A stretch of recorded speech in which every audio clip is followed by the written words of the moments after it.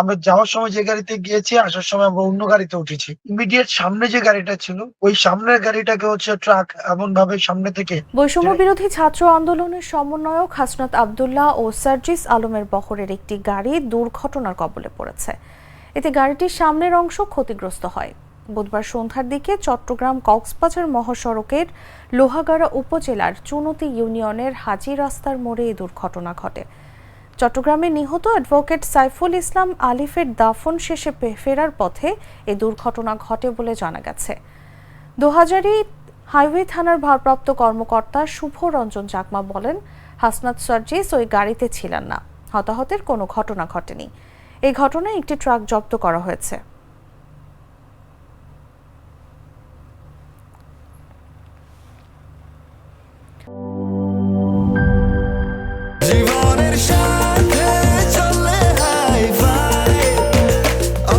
স্বাস্থ্যকর all time, সব সময় অল টাইম হেলদি লাইফ।